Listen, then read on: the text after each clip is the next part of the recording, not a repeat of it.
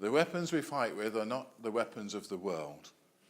On the contrary, they have divine power to demolish strongholds. I like that phrase. If you learn how to use these weapons, then they have divine power to demolish strongholds. So we had a quick look at what the weapons were that the world used, if you remember. Tanks, guns, all those kind of stuff. Those aren't the weapons that we use, all right? They're different. So what are they? This is what we were looking at. How do they work? How do I use them? And let's stop talking about it. Let's start doing it. And I don't mean just ourselves. I'm sure we do it ourselves, but I'm thinking on a bit of a bigger scale. How do we do this for the Bromsgrove, for instance? How do we do it for Redditch? Okay. So we had a quick look at what a demolition of a stronghold looks like. It's anything that spoils your life. Right? Whatever it is that has got a hold of you and for some reason you just can't get out of it. Okay? It can even be eating and things like that. You overeat. You eat too much. It could be the other way. You don't eat enough. But it's whatever kind of consumes you, whatever kind of has gripped you, okay? But it's coming down, okay? Wherever it is, it's coming down, and you're going to be free. So one of the ones that we looked at, as I say, there's lots of them. We are only touching on a few of them here. We mentioned about love, the Word of God, what He has said, what He has promised to us as believers, as children of God. They're for us, and they're for us to stand on and to demand and to hold on to until you see it, until it becomes reality. Okay. We talked about prayer and fasting that's done in secret. And then there's one that we're going to do this week, which is abandoned praise and worship. All right. I tried to be a bit dramatic in my in my headings. So this is a weapon that we can use, okay, that will pull down the stronghold in your life. Okay, you can use it for other things too. You can use it for sickness. You can use it for arms that won't go up in the air. You can use it for legs that have got a bit of jip in it.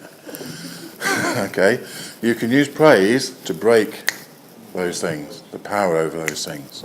Okay. So this is what we're talking about this morning. Abandoned praise and worship. I'm going to use these examples just to bring some things out of. I'm going to talk about the shout at the Battle of Jericho. Do you remember how that stronghold literally came down? Yeah. I'm going to talk about Rosie and sending her out in the front of the battle. Sounds a really good idea to me. Send the singers out first. There's a story about that we'll look at.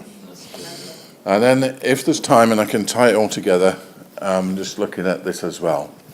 This is not to do with the battle particularly.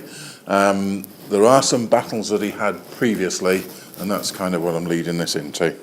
So hopefully we'll get time to do it all if I talk quick enough. So, you know the story at the Battle of Jericho. But let me just kind of give you a little bit of introduction to it, just in case you're not completely familiar with the story. Joshua has just taken over from Moses. Moses led all the children, didn't he?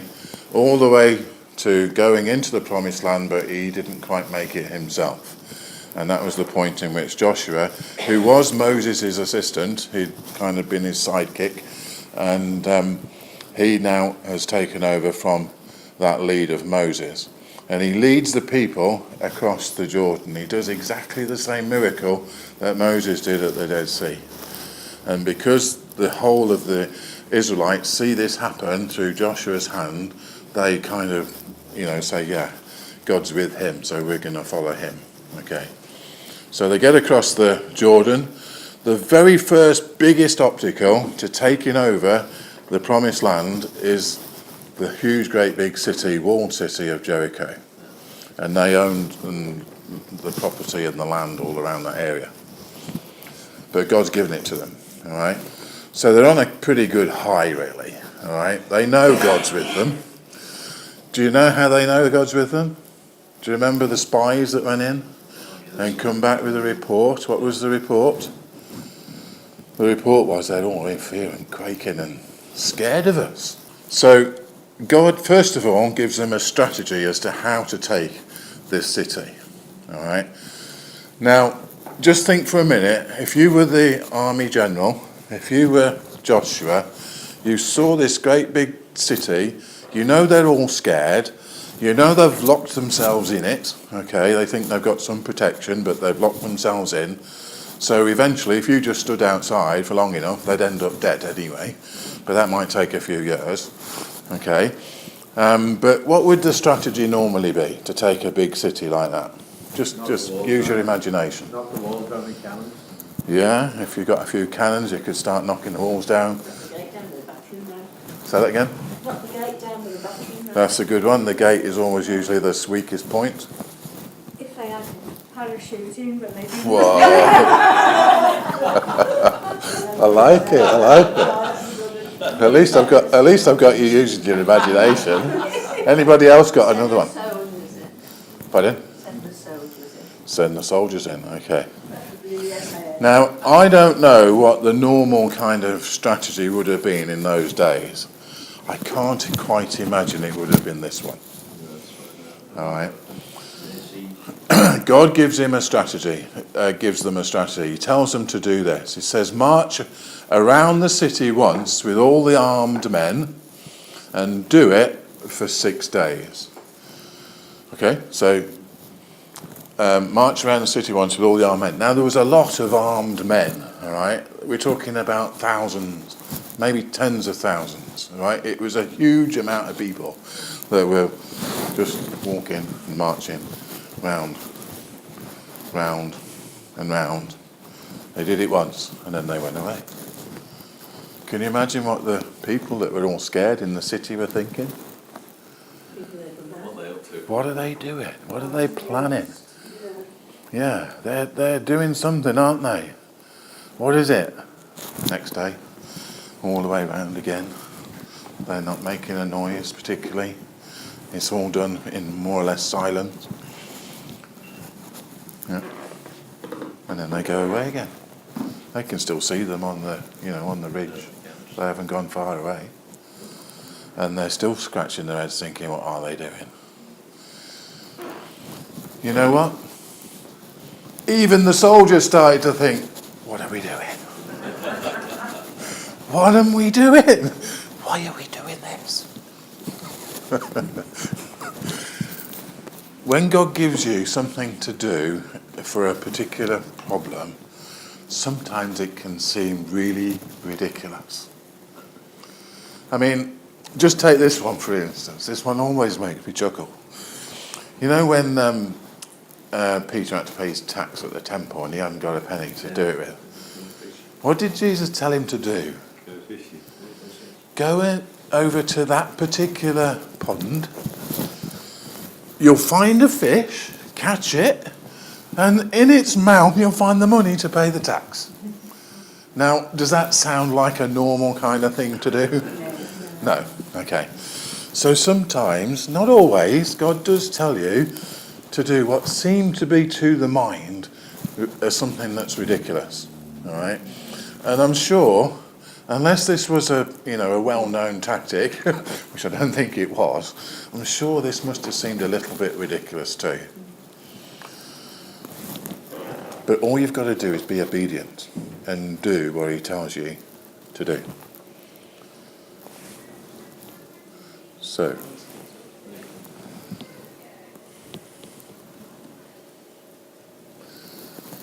So then he said, make 7 priests carry trumpets of ram's horns in front of the ark. Okay, so there might have been a bit of a noise. Can you imagine the noise of the trumpets? And again, if there's thousands and thousands of soldiers, there was probably quite a big band at the front. All right, they didn't just have a little one making a little noise. It was quite a big noise these ram's trumpets would have made. And they carried it in front of the ark. Ha. Whoa. Hey. That's different. They're walking around the perimeter of the city with the presence of God.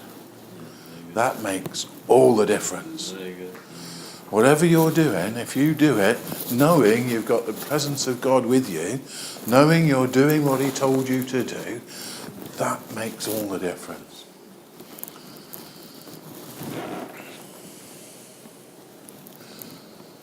Now then, finally you get the instruction. Actually, Joshua got this instruction right at the beginning. He said, on the 7th day, march around the city 7 times. Okay. So, 7th day comes. We've got to do this 7 times today.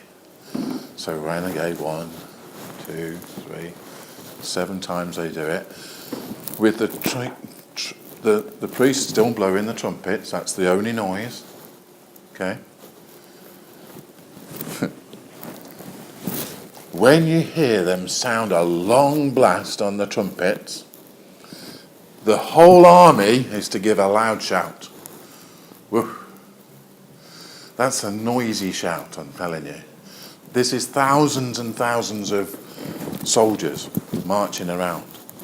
They're going to really give a loud shout, and it's a war cry shout. You ever heard a war cry shout on the films? You've seen it, haven't you? Yeah, it's not quiet. They're shouting in confidence. They're shouting because God is with them. This is a confident shout. Yeah? It's not, wake up God, where are you kind of shout. It's a shout, God is here. And he's come to give us this city. And then the wall of the city will collapse and the army will go up, everyone straight in. So there they go. They got the instructions. So where they go? 1, 2, 3, 4, 5, 6, 7. They hear the loud blast on the horns. They say, "Okay, this is the signal." And they all shout. The whole army shouts. All the way around the shout is going on because it's surrounded. And they see the walls collapsing. Now, some archaeologists reckon that it was actually pushed into the ground, literally. Because the archaeology kind of suggests that's what happened. Not that it just fell down and crumbled. Whichever way, I don't mind. It fell down. It says fall down flat here, John. Yeah. There is some evidence for it having done it that way. But I don't mind. Whichever way it was, it fell down. And they took the city. Okay. And that's exactly what happened. So when God gives you a strategy for a problem in your life, then just simply obey it. Do it. And have a bold approach. These had just come from crossing over the Jordan. They knew God was with them. They were in faith, all right? Now, it's easy to be in faith when the city and the problem is a little way off, okay? But God says, go and surround it. In other words, get really close. Well, hang on a minute, that problem looks bigger now. Sometimes your faith can kind of get a bit smaller the closer you get to the problem, can't it? You know, it looks possible from here, but as you get bigger and closer, it gets bigger and bigger, doesn't it? Do you understand what I'm saying? Yes. So you've got to maintain your faith from the walk from here to there.